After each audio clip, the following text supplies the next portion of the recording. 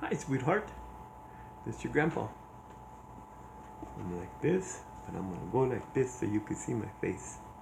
I love you, my sweetie. This is a story for you and your sister. This is for you, especially Hannah, and I got some rhymes for your sister a little bit later, but I'm gonna read you this story, okay? It's called Cinderella and the Lost Mice. It's from my book, 5 Minute Princess Stories. I bought this just for you. And I bought a book for Hannah too. It's called Rhyme Time, but this story's for you tonight, and your sister too. Cinderella, the Lost Mice. On a clear winter night, the prince led Cinderella out to the balcony. I have a surprise for you, he said, handing her a box, and inside was a beautiful new coat. Oh, it's simply so lovely, Cinderella exclaimed. Thank you. It was pretty and a thoughtful gift. That coat would keep her warm in the cold winter. You see the pretty coat? See the pretty coat he bought her right there? That's the pretty coat. Okay? The next morning, the princess showed her coat to Susie, one of her mouse friends. Isn't the prince thoughtful? Cinderella remarked. Nicer, nicer, Susie exclaimed, and the coat sleeve felt warm and cozy, especially compared to where the mice lived. See? There's little Susie right there, little mouse. And then that's the warm coat. You can see the warm coat right there. That's a pretty coat. Okay. A few minutes later, Jock and Gus went into Cinderella's room. It had been a chilly night in the attic, and the mice were still shivering. Cinderella, Cinderella, Jack called. He knew that if he told the princess how cold the attic was, she would do something about it. But she was rushing off to get dressed for the tea party, so she didn't hear her friend. See, they're calling her right there. Cinderella, Cinderella. So here, Jacques sighed that it was too cold for the mice to stay in the attic much longer. Cinderella had always been very kind to the mice, and Jock was sure she would want them to be warm. So he and Gus called to the rest of the mice down from the attic, and they sat in front of a blazing fire at Cinderella's room. And before long, their cold paws and tails had warmed up, and their teeth stopped chattering. They waited there until Cinderella got back. See how warm they are? They're all around the fire here, and all the mice are right there. They're right in front of the fire. That's where they're at. Okay. Soon, the new housekeeper came in to clean the room, and when she saw the mice, she shrieked, "Ah!" and shooed them away. Mice don't belong in the castle, she yelled. Now get out! And the housekeeper didn't know that the mice were Cinderella's friends, and she chased them with the broom. The frightened mice had no choice but to scramble back up into that cold attic. See, she chased them with the broom, see? Brrr! Gus began to shiver as soon as the mice were safely upstairs.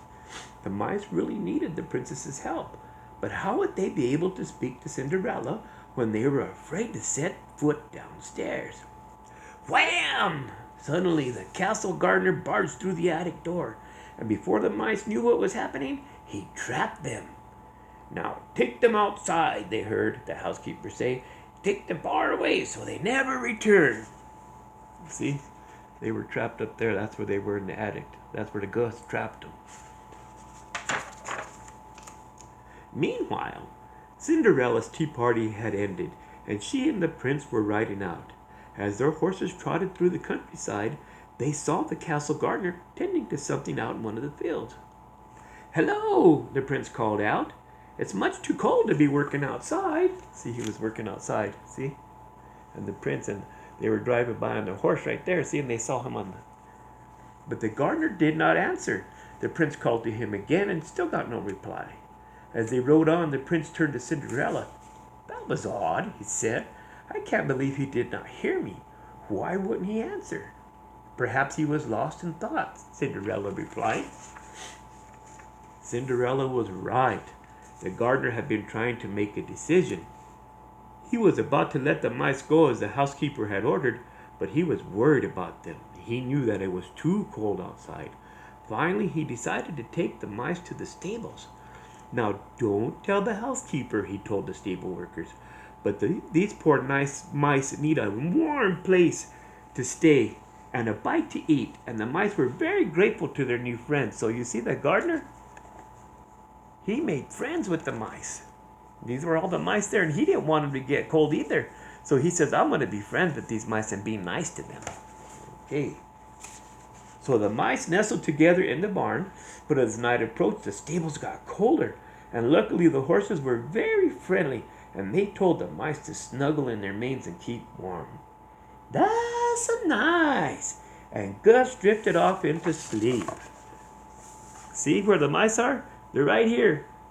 They're right snuggled with the horses, right in their manes. And Gus goes, that's so nice. We're going to sleep warm. Next page. Okay.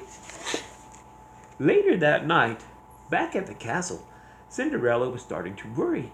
She hadn't seen the mice since that morning. Jock and Gus nearly always came in the evening. Cinderella was searching for the mice when she ran into the prince. Why, hello, the prince said. Are you looking for the same person I am? She goes, why, no, I don't think so, Cinderella replied. I'm looking for the mice. Ah, said the prince. Well, I'm looking for our new housekeeper. Apparently, she threw the mice out of the castle today. Oh, no, Cinderella cried. Poor dears, they'll freeze outside. Don't worry, the prince said. The mice have found a new friend. He told Cinderella about what the gardener had done. See, he told her right there, see? And she was worried about the mice, but he told her not to worry, because that's the picture right there. Okay. Together, Cinderella and the prince went to the stable, and they thanked the gardener and the stable workers. Then they gently woke the mice. Cinderella, Cinderella! The mice shouted happily. Cinderella was relieved to see her little friends safe and sound. Though the stables had been nice, the mice were glad to return to the castle. From then on, Cinderella made sure the mice always had a warm place of their own, in one of the main rooms of the castle. See, look, she's getting them from the horse. That's where they went looking for him, and that's where she's getting the mice to save him. How cool, huh?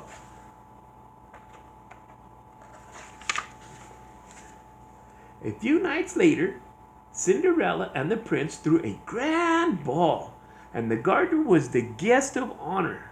By then, the housekeeper had been properly introduced to the mice, and all was well. And as the guests twirled around the dance floor, the mice celebrated with a banquet of their own, warm and cozy at last. See the picture? They're warm and cozy up here, and everybody's dancing at the big ball. And that's the story for today, mijita. I love you. You and your sister have a good night, okay? Grandpa loves you. Bye-bye.